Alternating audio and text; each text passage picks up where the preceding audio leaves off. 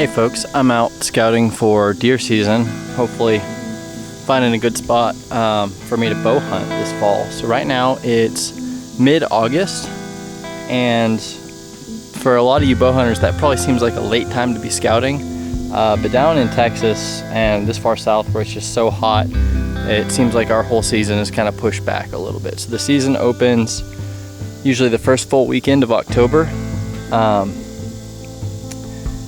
And right now there's a little bit of activity, but during September is when it really gets active. So that's why I'm trying to kind of find some of those places ahead of the September rush, go ahead and get some cameras placed, stuff like that.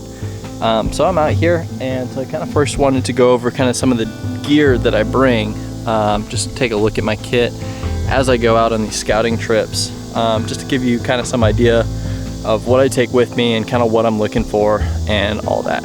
So here's my bag. It's camo, even though it certainly doesn't need to be when I'm just scouting. It just happened to be a bag that's about the right size. But first, let's kind of start with what I wear when I go out and scout. So definitely high top boots. These are combat style boots. These are the 511 ATACs that I'm currently testing out. Hopefully I'll post a full review of those soon. And then you'll see these pants, ballistic nylon on kind of the shins and knees, and then just like a regular, just cotton weave, like a chino type pant for up here. So that's definitely really helpful because it keeps some of the thorns and brush and even poison ivy and stuff off of your body.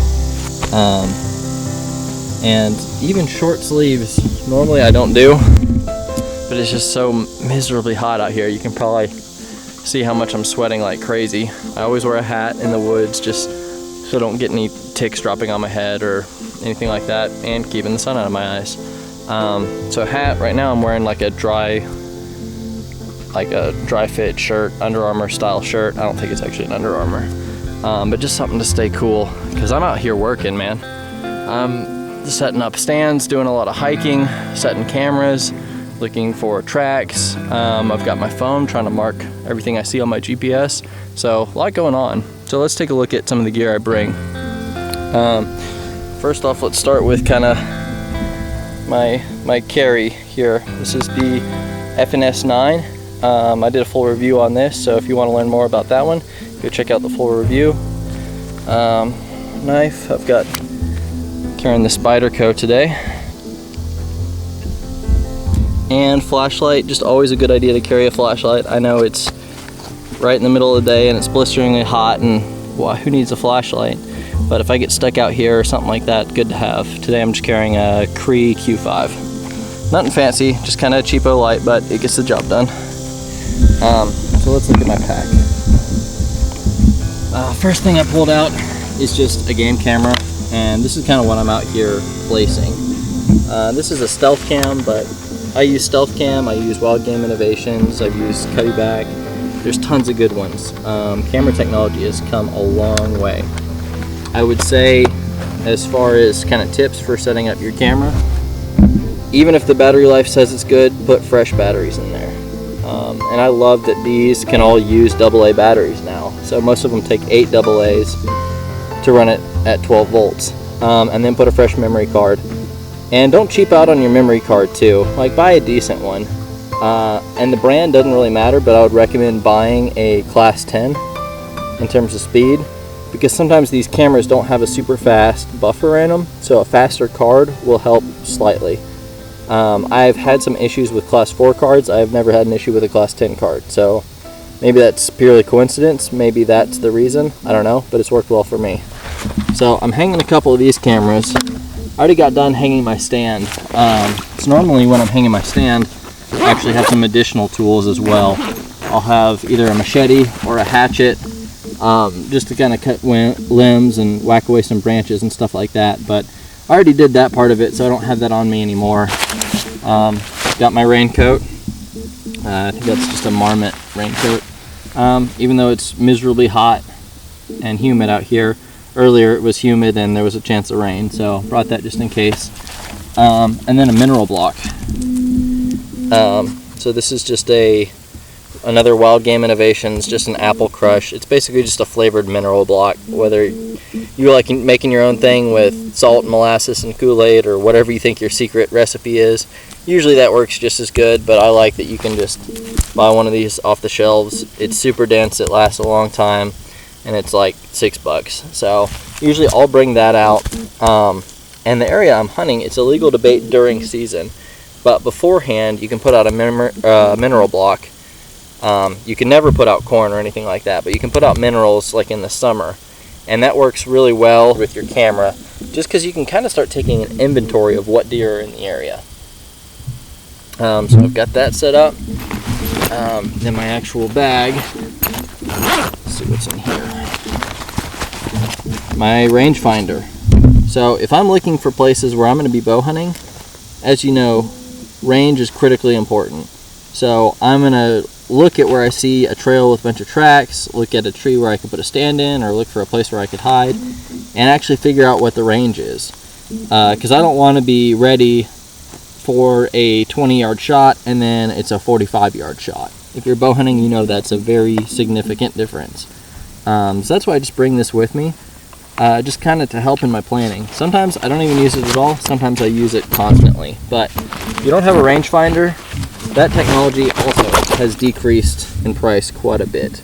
So for this type of stuff, usually those cheap, like that's a Halo rangefinder, usually those cheaper rangefinders will work just fine. If you're doing this literally every day and you're out in harsh conditions, I would say go ahead and buy like a Leupold or a nicer one. Let's see what else I got in here. Water. So I chug a liter before I go out, leave the empty bottle in the truck so I'm not bringing extra trash with me into the woods, and then I carry minimum 2 extra bottles of water in here. And I already talked about batteries, I already talked about memory cards. Like I said, normally I've got a hatchet on me as well, or a hatchet or a machete, usually a hatchet, because I'm not going to be whacking through all kinds of brush. Usually it's just 1 or 2 limbs that I need to cut. And you'll notice that I'm also wearing gloves. I think that's critically important when you're out here, whether it's the early season or just during regular season. It's really important because you want to keep your sweaty hands off of things. If you can avoid touching stuff and getting your sweat all over things, that just helps hide your scent that much better. Also, there's so many pokey things in North Texas and West Texas. There's mesquite, there's all kinds of briars and thorns, and everything out here seems like it wants to spike you or hurt you, so gloves go a long way. You can even see where not wearing gloves, I wore short sleeves, which I don't normally do, but my arm's already starting to get all blistered up from being pricked by things. So I highly recommend gloves. The other thing that I recommend that's kind of in the same category is scent killer. Again, I think a lot of the leading brands all work about the same. I don't know that one brand is awesome and another one sucks. From my experience, it's kind of hard to test, but they all seem to do decently. Now, I'm out here just sweating like crazy, so even the best scent killer is not going to do that great of a job just because sweat's just pouring off of me. But it will help, and most importantly, you can spray it on your boots. So if you're actually walking on deer trails, that can help cover your actual footprints. And again, it's not as important in the early season because I still have 6 weeks, 7 weeks before I'm going to hunt here. So it's not quite as important now, but any way you can minimize your scent and minimize your effect on the area is going to be an advantage later. So why not take it? For a $5 bottle that you're going to be using anyway, go ahead and do it. So that's just kind of what I bring with me when I go out on these scouting trips. And as you can see, it's real diverse country around here.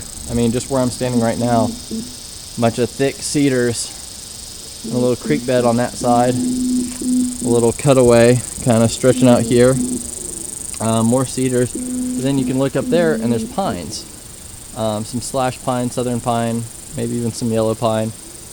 And then you keep going about a mile that way and you'll hit mesquite. So it's a really diverse area kind of in this cross timbers region of Texas where I'm hunting. So it's always good to just have really rugged clothing and just be prepared to sweat and work hard. And the whole time I'm out here, I'm hiking down trails. There's a plane going over me now. You might be able to hear that. The whole time I'm out here, I've just got my eyes to the ground. And I'm just looking for sign, I'm looking for tracks, I'm looking for scrapes, and even looking for deer. Sometimes you'll even see deer out this early.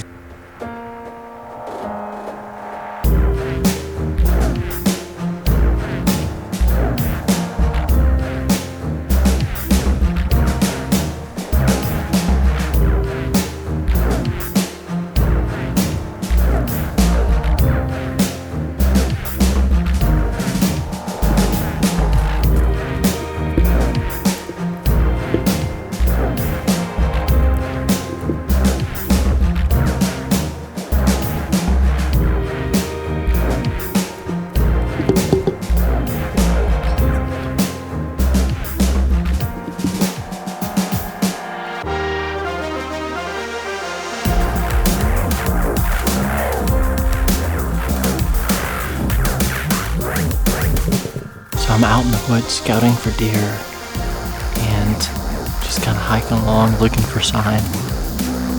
And I'm on a trail where I saw several nice bucks last year. There's actually a scrape just a little ways down there.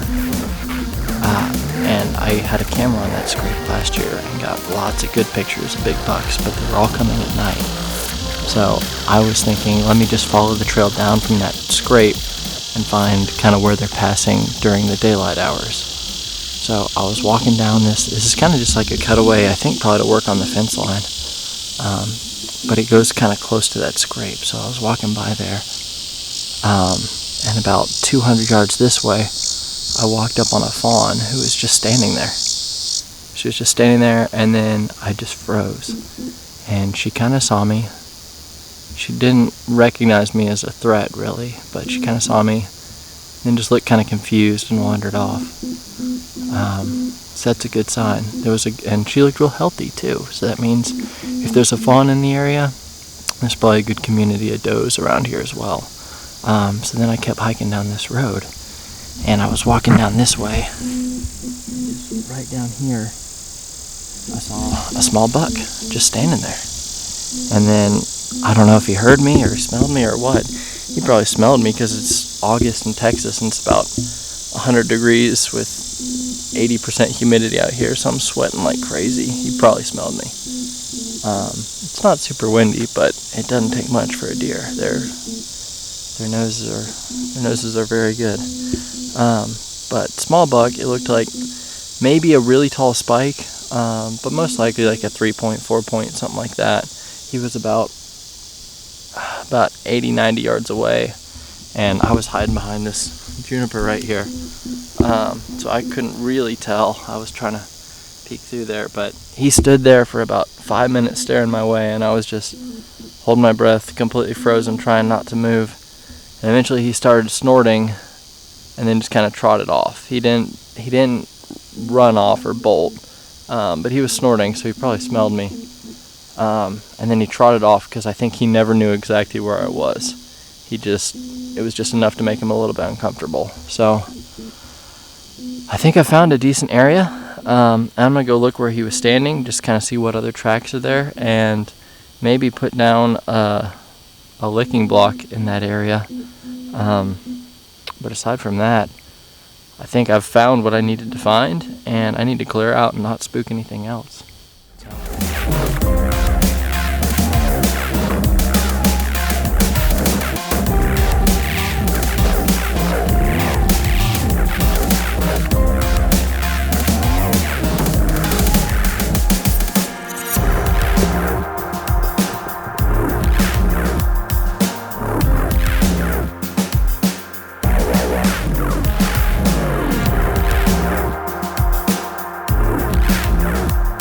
Well, folks, I made it back to the truck. It's been a long, hot day, but I think it'll be good. I think it'll pay off.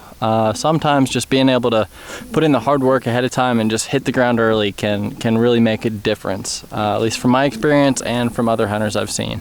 So hopefully all this work is worth something. So I got one stand completely hung, set up with a camera all ready to go. I got another pretty good location set up with a camera and learned a lot about that area. So overall, I'd say it was a successful day, and I look forward to getting back out here and hunting some more, and you know, checking cards in the cameras and just doing all that. So I'll keep you updated. Till next time, stay safe, be free, and never stop seeking adventure.